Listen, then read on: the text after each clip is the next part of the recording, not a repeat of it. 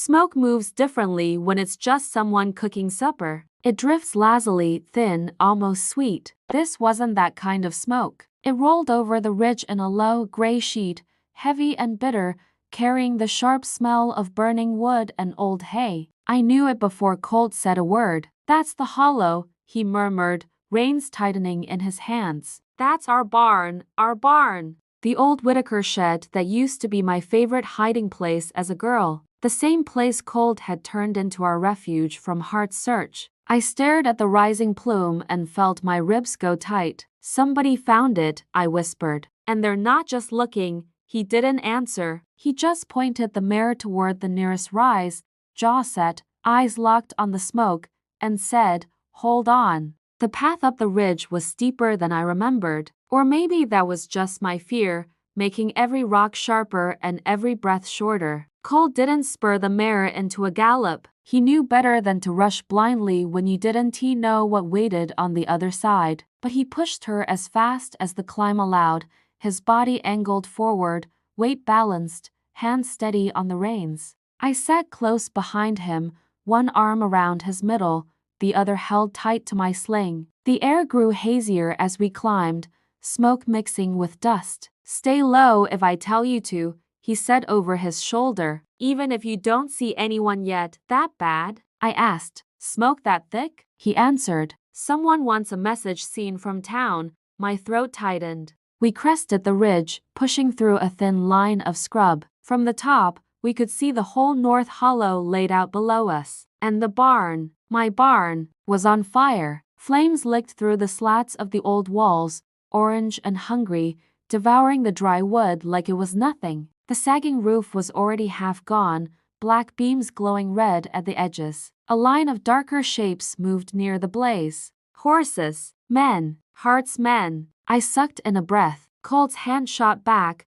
palm finding my knee, pressing down. "Stay down," he murmured. "Slow, don't silhouette yourself." We slid off the mare, leading her a little farther along the ridge to where a cluster of boulders jutted out, giving us cover and a better angle. From there, peering through a narrow gap, we could see everything without being seen. 3 Hart riders sat on their horses near the burning barn. A 4th man was on the ground, tossing another armful of dry brush toward the flames. "That's enough, isn't it?" one of the mounted men called. "Place is half cinders already." Boss said make sure it's cooked. The man on the ground replied. "Mercer's got a habit of crawling out of things he shouldn't." Mercer. Colt's name sounded filthy in his mouth. "And if the girl's been hiding here," another rider added, "fire will smoke her out." "Or not," they laughed. Heat crawled up my neck. Colt's fingers tightened on the rock. "They think we might be in there," I whispered. "Or they want us to be," he said quietly. "Either way, they're not here by accident."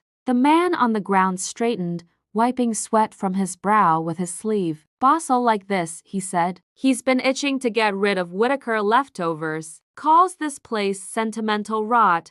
Sentimental rot. Like my childhood, my father's hope, my mother's stories. All just rot to Silas Hart. I bit the inside of my cheek hard enough to taste blood. One of the riders shifted in his saddle. "Think Mercer's smart enough to get the hint?" he asked. "Burn his nest, maybe he'll roll over." "Boss doesn't care if he gets the hint," another said. "He cares if the valley sees the smoke and starts asking questions." Poor Mr. Hart loses another piece of property while he's out searching for his wayward bride. My stomach twisted. "He's using this as sympathy," I breathed. "Even this?" "Of course he is," Colt said, jaw flexing. "He doesn't spill coffee without wondering how it makes him look better." The 4th man threw one more armful of brush into the blaze, then swung up onto his horse. "Come on," he said. "We've done what he asked. Let it burn." They turned their horses and rode out of the hollow, following a trail that cut away toward the main road. We stayed still until the sound of hooves faded. Only then did Colt let out a long, slow breath.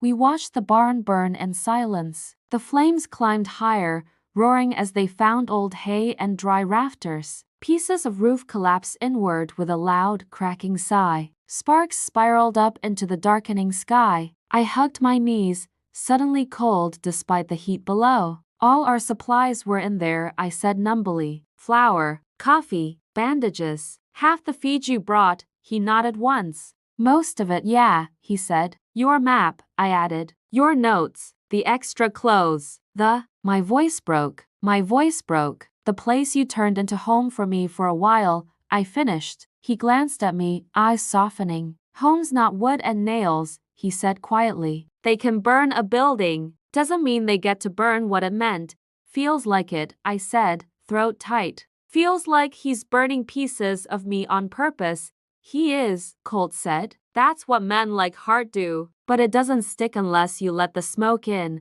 I managed a shaky smile. You always talk like that, I murmured. Like you're part cowboy, part preacher? He huffed a breath that was almost a laugh. Only when someone I care about looks like she's about to fall apart, he said. The words sank in slowly. Someone I care about. I stared at the flames a moment longer, then turned my head toward him. What about you? I asked softly. What does this fire burn for you? He looked back at the hollow. At first, that barn was just another ghost of a place Hart left to rot, he said. Then you were inside it, remembering the good. Then it was somewhere we weren't hunted. That makes it ours in ways he can't see. He paused. So seeing it burn? He went on. Yeah, it hits. Not because of the boards. Because of who I brought there.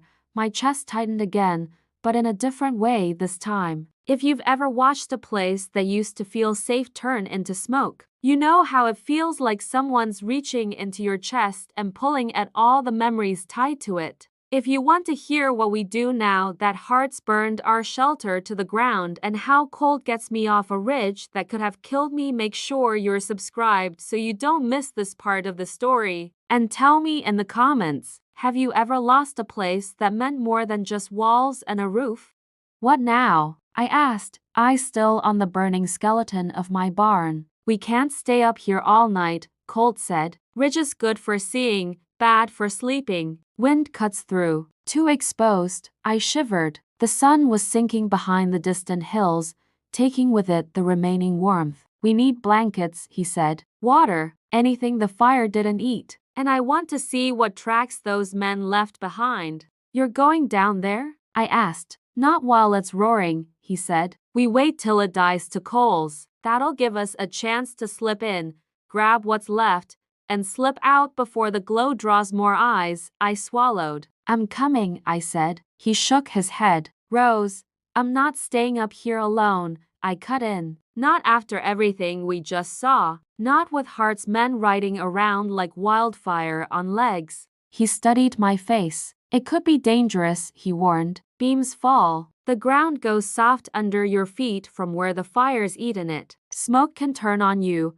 so can men like Hart, I said. And I trust you more than I trust the dark. I'm coming. Something in his expression shifted, worry and respect tangling together. Fine, he said. But you do exactly what I say. No heroics. You let me go in first, bossy, I murmured. Alive, he countered again. We waited until the flames sank into a lower, angrier glow. By then, the sky was deepening into navy. A thin slice of moon hung over the ridge, pale and watchful. Colt led the mare along a narrow game trail that switched back down the slope on the far side of the hollow, keeping us in the deepest shadows. When we reached the valley floor, we tied her in a stand of scrub far enough from the barn that stray sparks couldn't go. Up close, the heat hit harder. The barn was mostly a silhouette now, its frame a jagged black shape against the red-orange coals inside. Parts of the wall had collapsed, leaving gaps where we could see glimmers of light. Stay behind me, Colt murmured. The air smelled like char and memory. We moved carefully, boots crunching on scorched grass. Near the barn's side, he stopped and crouched, fingers brushing the ground. Find anything? I whispered. Hoof prints, he said. Same horses we saw leave. No extra set. Means whoever lit this did it themselves. The boss didn't come along to watch. Of course he didn't, I muttered. He doesn't get ash on his boots if he can help it. Colt's mouth tightened. Come on, he said. Let's see what's left inside. We slipped in through a gap where one wall had caved, leaving a jagged doorway. Inside, the heat was worse, but mostly pushed to the center where old hay still smoldered in low waves. The parts near the edges glowed, but the flames had lost their sharpness. The loft where we'd slept was gone. Charred beams hung crooked from the ceiling, some lying broken on the floor. The ladder we'd climbed was just a blackened spine. I swallowed hard. Feels like a grave, I whispered. Keep your shirt over your mouth, Colt said. Breathe shallow. Stay close to the wall. We moved along the cooler edge, scanning for anything that hadn't turned to ash. One corner where we'd stored supplies was partially sheltered by a fallen beam. Colt tested the ground with his boot, then knelt and pulled aside a half-burned plank. Underneath, by some miracle, a small crate had survived, the side blackened, but the inside still dry. He pried it open. Flour, sugar, he said. Coffee, thank God, I breathed. He slid the smaller sack of coffee out and handed it to me. Here, he said, hold on to this. Might be the only thing that keeps us human if this keeps up.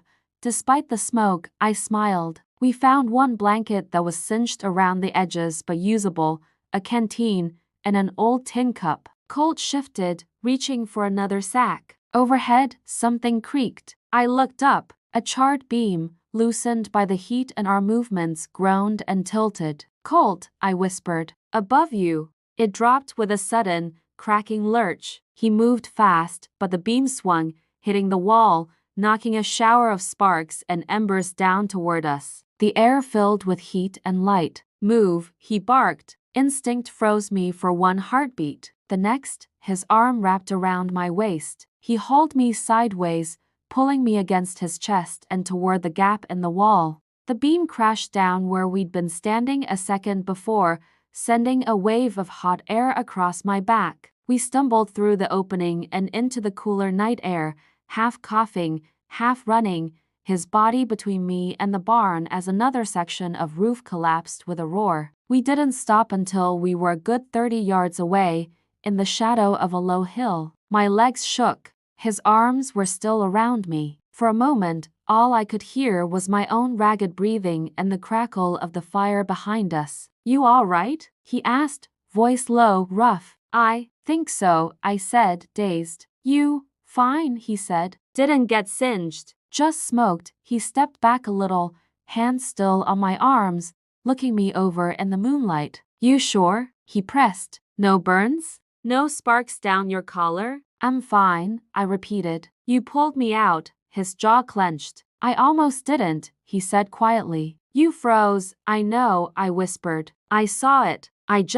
My body wouldn't move, he exhaled shakily. That's what scares me, he said. Not the fire. That look. What look? I asked. Same one you had in Hart's office, he said. When you talked about him pinning you against the wall. That I'm not allowed to run. Look. The words hit deep. I blinked, throat tight. Rose, he said gently but firmly. Next time something falls, run. Don't look at me. Don't wait for permission. Just go. I nodded slowly. Okay, I said. I'll try, he softened. I know you will, he said. And I'll still be right behind you. We couldn't stay in the hollow. The barn was a skeleton now. The fire would burn itself down to coals and then ash, but the smell would linger for days. Anyone riding through would see the blackened bones of the place and remember who had owned it last on paper anyway. Hart's going to use this, I said quietly as we watched the last big flames shrink. He'll make it part of some story about how he lost so much trying to find me. Probably, Colt said. He might even start talking like you died in that fire. Tells a cleaner story than wife ran away and never came back. The idea made my skin crawl. He'd pretend I'm dead? I whispered. If it serves him, Colt said. Dead women don't contradict their husbands in court. I hugged myself. What do we do? I asked. Where do we go now? He looked up toward the ridge. For tonight? He said. We go high. Above all of this. Ridge will give us a view of who's moving where. We can decide where to drop back down in the morning. You said the ridge was bad for sleeping, I reminded him. It is, he said. But it's worse for anyone trying to sneak up on us. I'll take a bad night's sleep over someone lighting another fire while we're out cold. I nodded. Okay, I said. Let's go high. We climbed again. This time the moon was higher, washing the ridge in soft silver light. The world felt both smaller and bigger up here, the hollow below a dark bowl with a glowing center, the rest of the valley stretching out in long shadows. We found a little notch in the rock, just big enough for the mare to stand half-sheltered and for us to sit with our backs against the stone. Colt shook the blanket out, coughed at the faint smell of smoke, and then folded it double. Sit, he said. If we share it, we might actually feel our toes in the morning. You just want an excuse to hog the warm side, I muttered. If I wanted to hog warmth, I'd be the one sitting down first, he said. Come on. I sank onto the blanket, tucking my feet under me. He settled beside me, leaving a little space at first, then pulling the blanket up over both our legs and across our shoulders. The wind bit at any skin left exposed. Without thinking, I leaned slightly toward him. Without hesitating, he shifted, wrapping an arm around my back, careful of my shoulder, pulling me in closer. The ridge felt less wide then. The night is less sharp.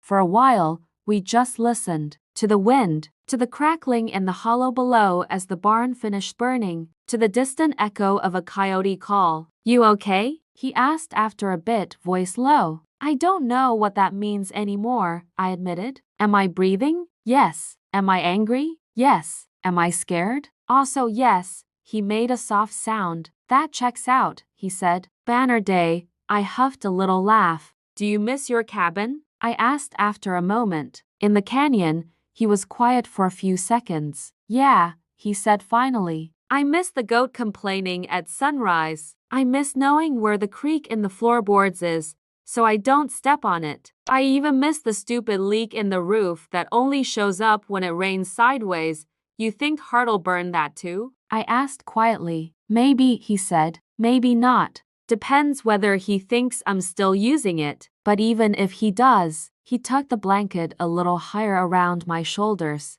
Home's where you've got someone to sit with on a cold ridge, he said. Cabin just makes the floor softer.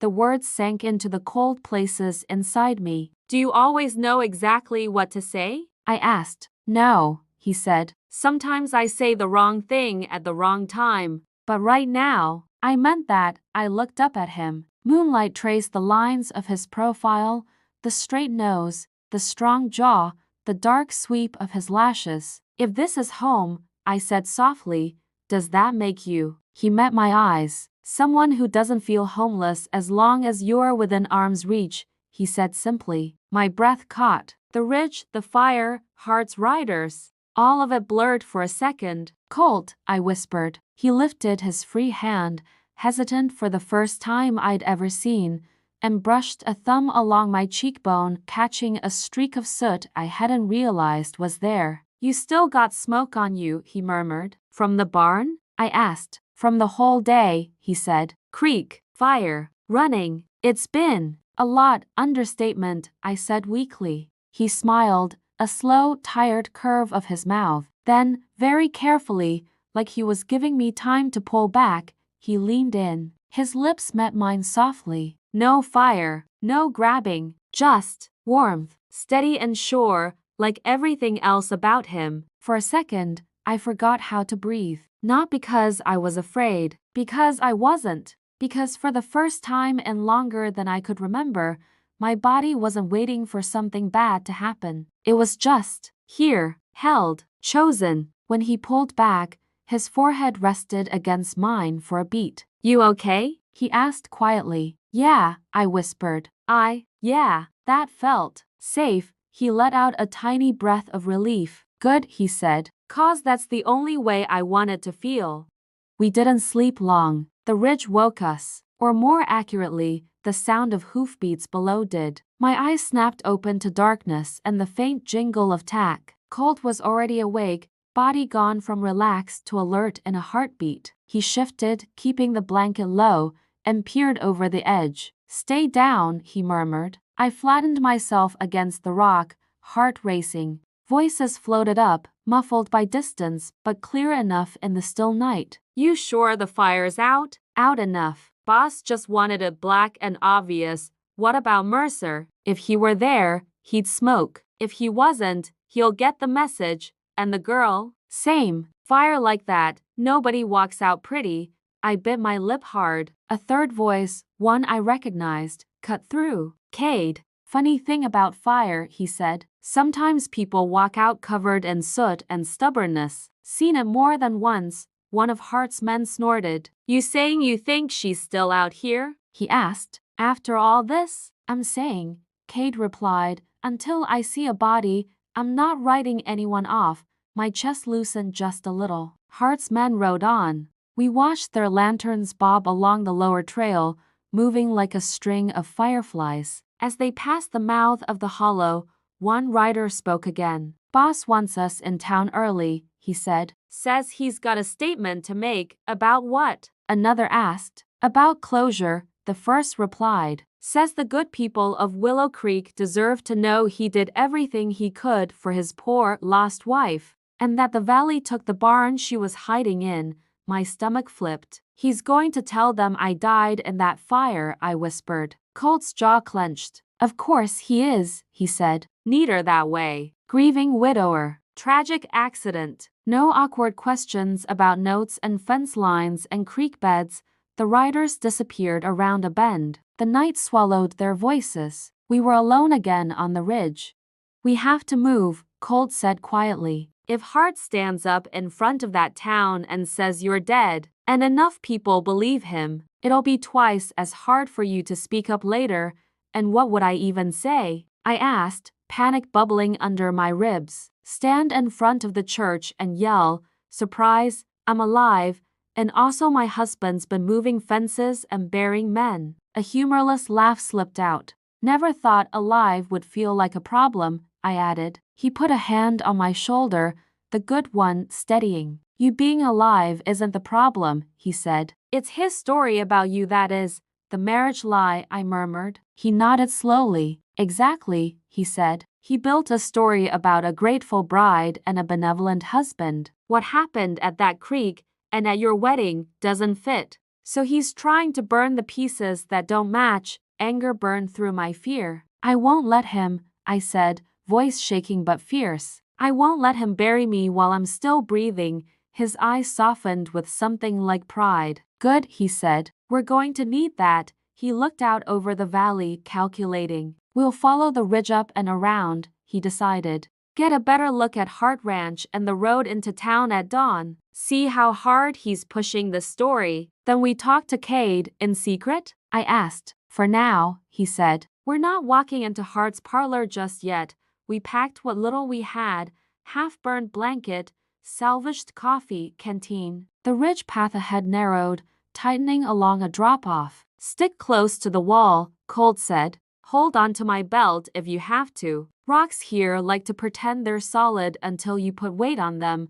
I love that for us, I muttered. We moved slowly, the moonlight painting everything in silver and shadow. At one point, the path slopped steeply, loose shale underfoot. My boots slid. The ground gave way with a soft, treacherous whisper. I lurched toward the edge, arms flailing, a gasp tearing from my throat. In a heartbeat, Colt's hand clamped around my wrist. The world tilted. For a second, all I could see was open air and the black mouth of the hollow below. Then I was slammed back against his chest, the rock wall at my spine, his arms around me, breathing hard. Got you, he panted. My heart hammered so loud I could hear it in my ears. I stammered. I know, he said. It's all right. I've got you. His forehead dropped briefly to the top of my head. You don't get to fall, he murmured. Not here, not into fire, not off ridges, not anywhere Hart can point and say, see? Told you she couldn't handle herself.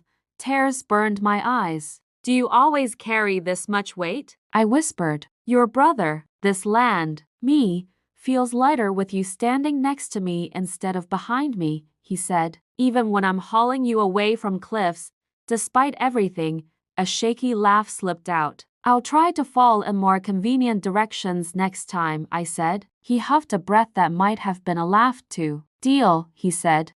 We made it to a broader section of the ridge just as the sky began to pale at the edges. Dawn crept in, washing the valley in soft gray. From our new vantage, we could see more of the land, Hart Ranch in the distance, the road curling toward Willow Creek, smoke still curling silently from the hollow behind us.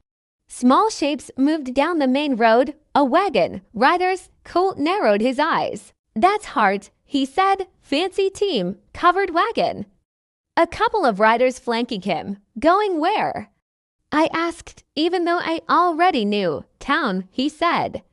"Church or cafe first, depending on whether he wants God or gossip on his side to start." We watched in silence as the wagon rolled on, the horse's breath puffing white in the cool morning air.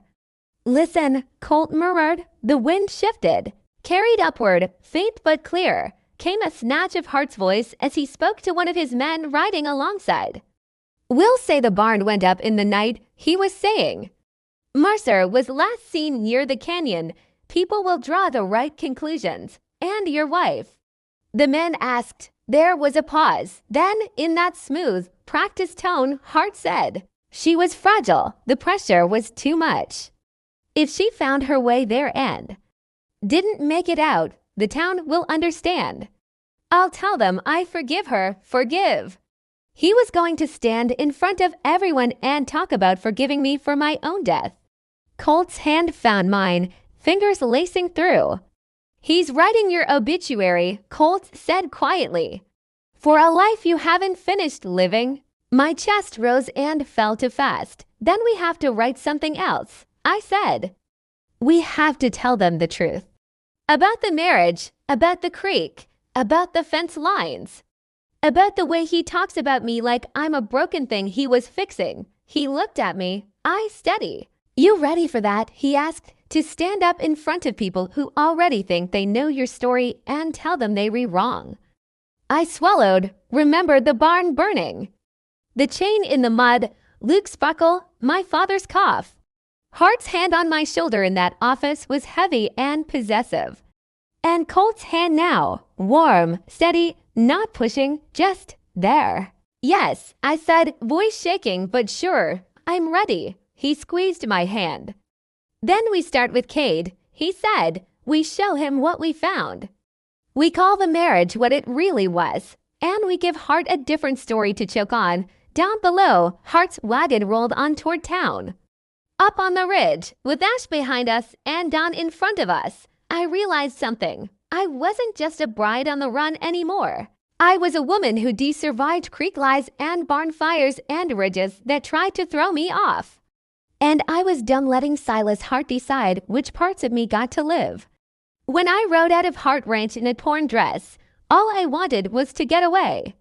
Somewhere along the ridges and creek bends and burning barns, a way turned into something else, a choice to stop running from his story and start running toward the truth. Now Hart is rolling into Willow Creek with a wagon full of lies and a speech about the fragile wife he forgives for dying. But I'm still here, smoked, scared, angry, and holding the hand of a man who pulled me out of both fire and empty air and called me home on a cold ridge. If you want to hear what happens when we walk into Kate's office with chains, buckles, and the truth about my marriage, make sure you're subscribed so you don't miss episode 8, The Marriage Lie, and tell me in the comments. If you were in my boots, would you let the town believe you died in that fire? Or would you walk back in and risk everything to tell them what really happened at the altar?